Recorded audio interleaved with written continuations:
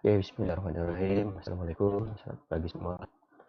Oke, pada hari ini Cuma akan buat satu slideshow. Oke, kemudian selesai ini Cuma akan upload ke YouTube dan Cuma akan share dengan kamu dalam grup kelas kamu. Oke, tolong beri perhatian. Oke, tajuk 4 sebaran karbon.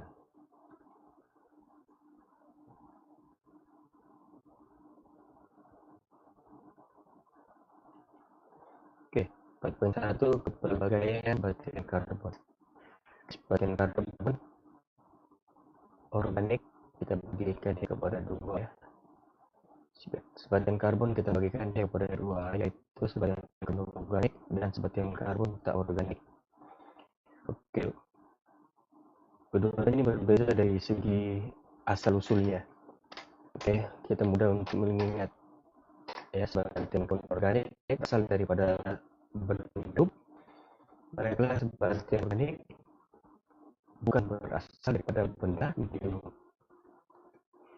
Contoh kamu boleh hilang energi, protein, alkohol, sawit. Oke, itu contoh bagi sebagian organik. Organik pula karbon dioksida, kalsium, karbonat, atau batu marmer. Oke, dalam pelajaran 4.1, oke, jelas di sana. Oke, perbedaan antara sebagian organik dan sebagian tak organik. Oke, keduanya mengandungi unsur karbon. Oke, perbedaan kita lihat dari mana dia berasal. Oke, adakah dia terbakar dalam udara menghasilkan karbon dioksida? Oke, kamu boleh lihat di sana. Sebagian organik ya, sebagian organik tidak. Oke, yang ketiga dari segi size molekul dan ataupun size bagian organik besar, organik kecil. Oke, perbedaan yang seterusnya keterletak. Oke, sebagian organik larut dalam pelarut organik seperti alkohol, manakala sebagian tak organik biasanya larut dalam pelarut tak organik seperti air. Contoh seperti bagi tadi. Oke, seterusnya kita menganalisis pelbagai sebagian karbon. Oke, yang pertama adalah hidrokarbon. Oke, hidrokarbon adalah sebagian organik yang mengandungi unsur karbon dan hidrogen saja. Oke, contoh gas asli, petroleum, dan juga arang batu. Oke, bentukkan gas asli dan petroleum. Yang kedua, bentukkan arang batu.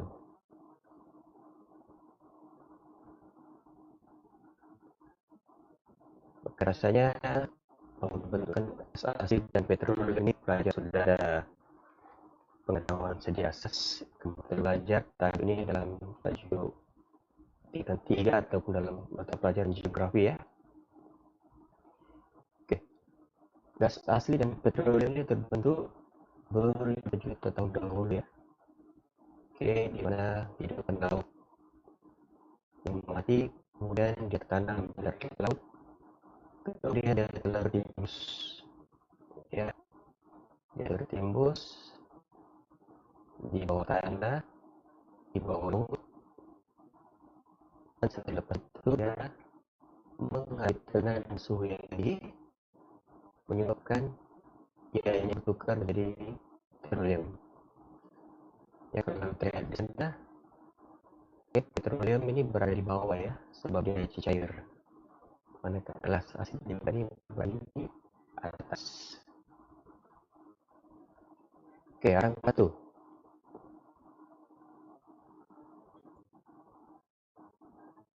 Oke, arang batu pun begitu juga. Dia telah terbentuk berjuta tahun ya pada zaman dahulu, di mana tumbuhan itu telah mati, kemudian ia telah tertanam di bawah tanah dan tertimbus berlapis-lapis sehingga jauh beribu ke dalam tanah. Oke, apa yang berlaku kepada tumbuhan yang mati ini? Oke, apabila suhu dan tekanan tinggi, ia telah bertukar menjadi arang batu.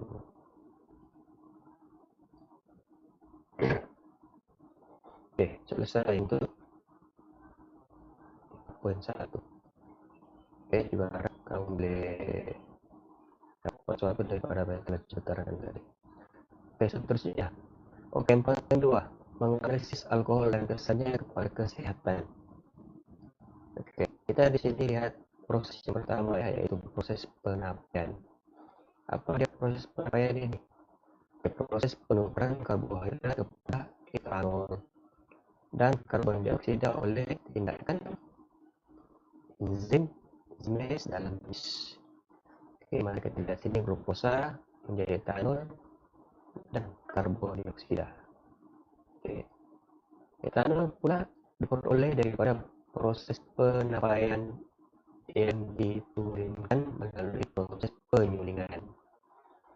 Oke, etanol merupakan cecair yang tidak berwarna, ya. Oke, larut membaik bahkan dengan biru tanpa jaga dalam oksigen yang diberikan untuk menghasilkan karbon dioksida dan juga air. Oke.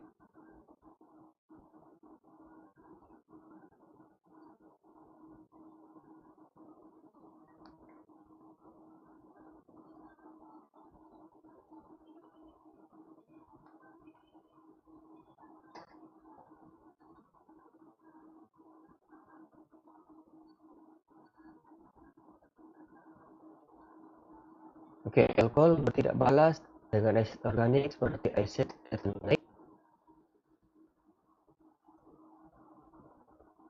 akan menghasilkan ester yang berbaru atau berbau buang-buang. Oke, asid sulfurik pekat perlu ditambahkan sebagai bahan pemangkin. Oke, tindak balas ini dipanggil tindak balas polystyrene. Oke, alkohol digunakan sebagai bahan kosmetik seperti minyak wangi, lotion cukur, baris kuku, dan sebagai pelarut bagi shellac dan obat percikan. Kemungkinan akan yang berlian akan menjejaskan kekuatan pendengaran dan percakapan dan boleh menyebabkan penyakit sirosis hati. Oke, baru-baru ini kita dengar ya, satu keperluan apabila kita menghadapi wabak COVID-19 yaitu sanitizer ya, yaitu bahan antiseptik. Pada bahan antiseptik ini bahan yang boleh membunuh kuman ataupun bakteria. Oke, kita tengok dalam media sosial ada cara-cara menggunakan. Oke, satu dari antiseptik ini dia mesti mengandungi alkohol. Oke, alkohol dan kandungannya mesti lebih tinggi ya, yaitu kalau juga tidak silap 80% ke atas. Oke, baru dia berkesan. Jadi pesan cikgu kepada kamu berhati-hati dengan sanitizer ya, karena dia diperbuat dari alkohol dan alkohol dari muter terbakar. Jika dia terbakar, dia hanya ada haba ya, dia tidak nampak seperti kalau kamu kertas kamu yang nampak ya, dibakar secara halus. Jadi berhati-hati bila sudah pakai sanitizer,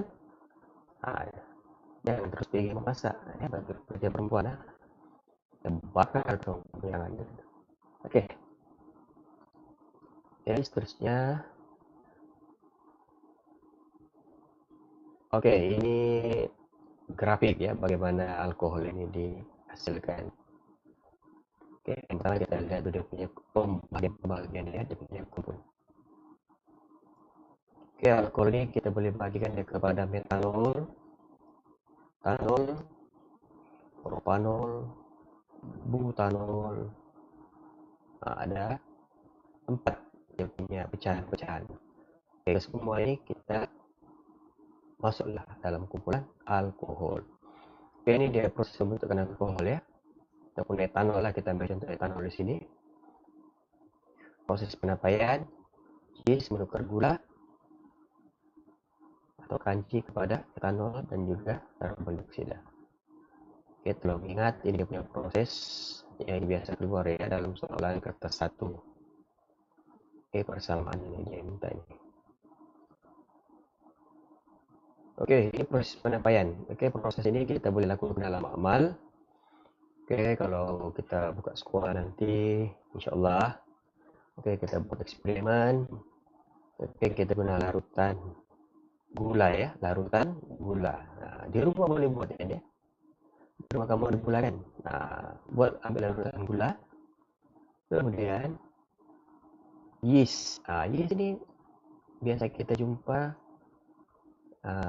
biasa kita guna untuk membuat roti. Kalau kita ada ini buat lempeng, buat cake, kita gunakan yeast.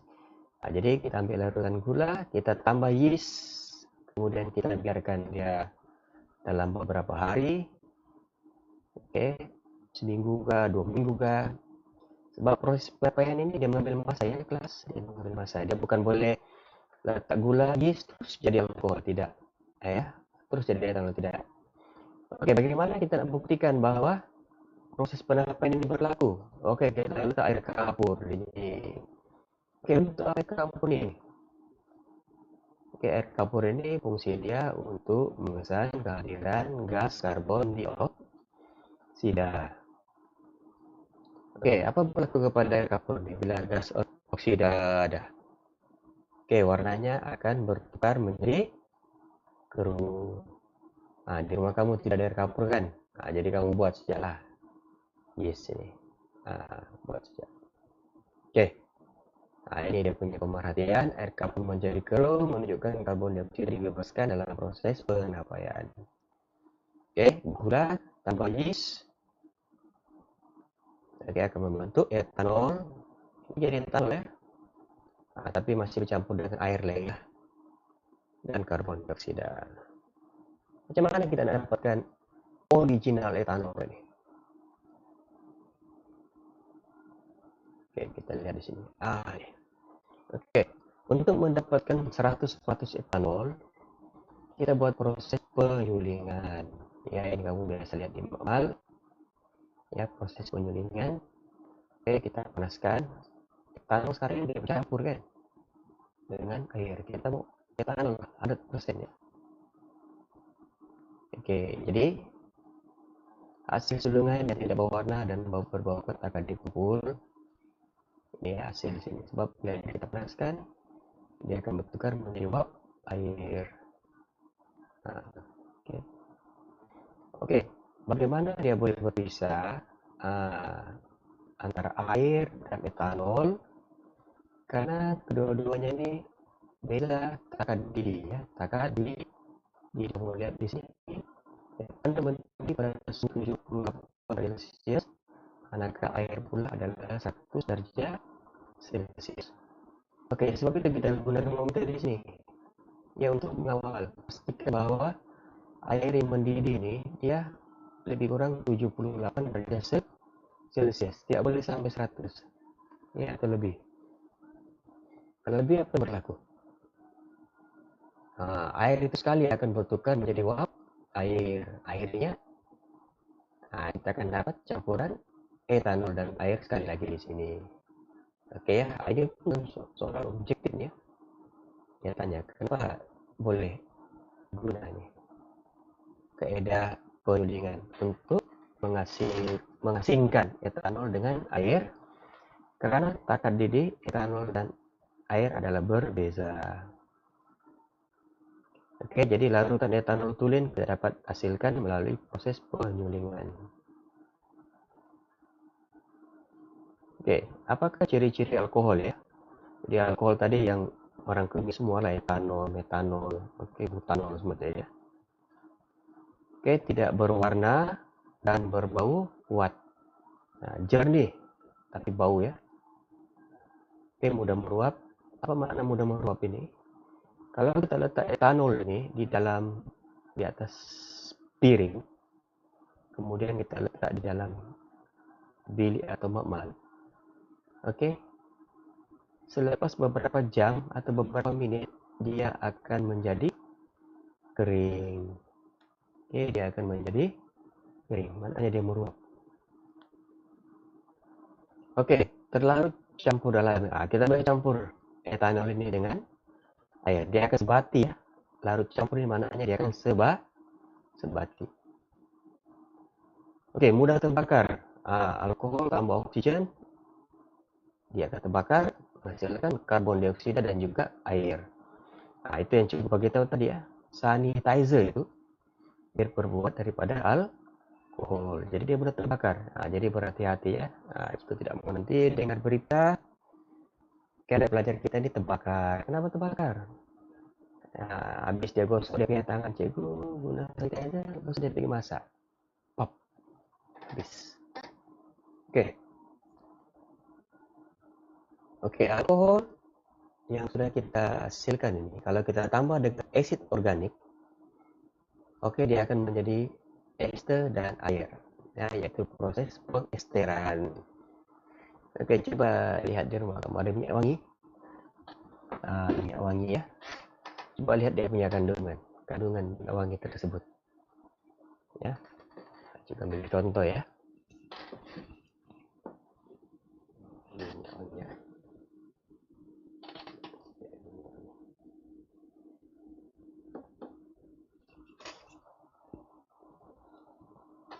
Nah, nampaklah aku tak beli bisa kecil sangat. Oke, tak nampak dia kandungan. Oke, tapi apapun minyak wangi ini dia mengandungi alkohol ya. Oke, apa dia proses pengesteran ini? Oke, proses pengesteran. Oke, ini etanol yang telah kita hasilkan tadi kan. Oke, penyampaian, kemudian proses penyulingan, kita dapatlah etanol. Oke, kita tambah asid etanol, tambah lagi asid sulfur pekat. Kemudian kita kasih panas dan kita akan dapat ester. Oke, ester ini dimasukkan ke dalam air ya, ester ini. Oke, di sini perlu berhati-hati. Dan alkohol jumpa api apa berlaku? Terbakar. Jadi kaidah di sini perlu dijalankan secara berhati-hati apabila dipanaskan. Oke, kita terus lagi slide akan slide ibu. Oke, kegunaan alkohol dan bahasanya kepada kesehatan. Oke, larut organik. Oke, shellac ya, cat. Ini digunakan alkohol lah. Kalau kamu bicat minyak terutamanya ya, jangan bagi nih supaya kamu kasih larut ya, tidak terlalu pekat. Perlu ada pelarut nih, kalau tidak cat kamu terlalu pekat. Oke, dan penempatan. Ini antiseptik, sanitizer, membunuh mikroorganisme. Oke, dicampur dalam obat batuk. Oke, kosmetik ini terlalu banyak dalam kehidupan kita seharian, minyak wangi, pelembab. Oke, boleh dikatakan semua bahan kosmetik ini ada alkohol ya. Oke, bahan api. Ini bahan api. Oke, alkohol ini udah digunakan sebagai bahan api, tapi mahal lah, tak boleh. Tapi ada mesin ya yang berfungsi menggunakan bahan api daripada alkohol. Oke, makanan dan minuman. Ini tidak asing lagi lah. Oke, minuman beralkohol. Kita yang beragama Islam haram. Oke, makanan yang mengandung alkohol pun, oke, kita yang beragama Islam tidak boleh ambil ya. Alkohol ini umum dia dalam badan kita, dia itu haram. Kalau di badan itu, contohnya minyak wangi, itu ada lagi kelonggaran lah sebenarnya ya, kalau kita sebagai minyak wangi. Oke, pewarna makanan. Oke, bahan kimia. Oke, untuk membuat klorofon dan juga formalin pun daripada alkohol. Oke, ini antara kegunaan alkohol. Jadi kamu boleh tengok dia punya pecahan. Oke, kamu boleh rujuk di YouTube, rujuk di internet, Google ya. Kamu boleh nampak contoh-contoh dia ya.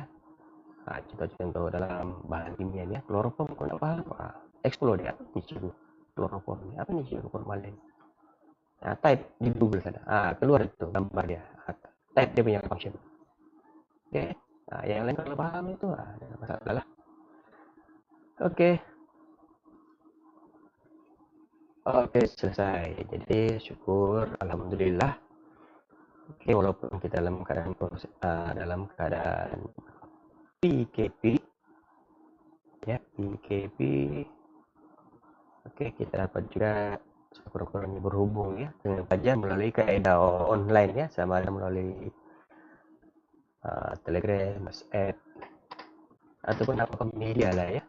Janji kita stay at home. Kita tak boleh macam dulu lagi ya. Oke. Nanti cikgu tak dapat bayangkan saja nih ya bila sekolah dibuka ya. Tak boleh sudah kita rapat-rapat. Ya. Oke, jarak paling sama pun 1 meter ataupun 2 meter. Macam mana kita nak mengajar dalam kelas?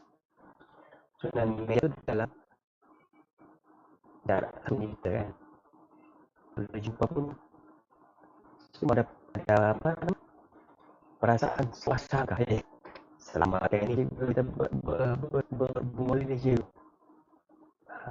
Oke, tapi apapun kita berdoa semoga wabak ini cepat-cepatlah dipulihkan ya. Kita sentiasa dengar di radio, di TV ya, kita punya Perdana Menteri berdoa, kita berdoa kepada Allah Subhanahu Wa Taala supaya wabak ini segera beredar. Ini semua ujian kepada kita ya. Oke, tidak mau panjang lebar. Pertama kali cikgu mohon maaf kalau audio dia tidak berapa jelas ataupun tersangkut-sangkut. Oke, maklumlah. Oke, rekaman video ini bukan profesional ya. 1 minggu cikgu cari kaedah ya, macam mana cikgu nak rakam video ini menggunakan slideshow, menggunakan PowerPoint. Akhirnya cikgu dapat. Oke, cikgu belajar sendiri dari YouTube. Percobaan cikgu berkali-kali, macam berpuluh-puluh kali cikgu coba buat. Oke, uji sana uji sini, akhirnya cikgu dapat buatlah. Mudah-mudahan dapat membantu belajar ya. Oke, itu saya daripada cikgu. Oke, jaga diri. Sekali lagi pesan cikgu, sekarang kita ini sudah masuk PKP tahap 3 ya.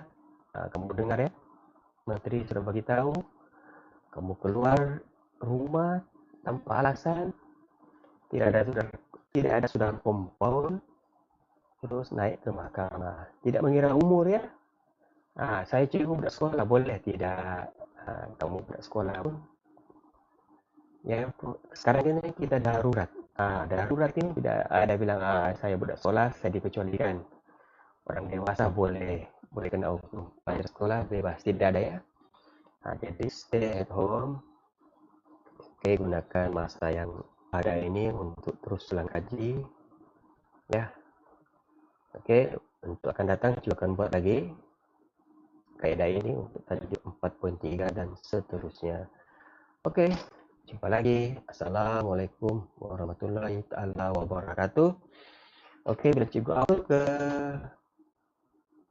YouTube nanti tolong komen ya. Tolong komen di sana sebab bisa nanti cikgu boleh nampak respon dari kamu ya untuk cikgu memperbaiki lagi lah ya kaedah ajaran cikgu ini. Oke, assalamualaikum warahmatullahi wabarakatuh. Kita jumpa lagi.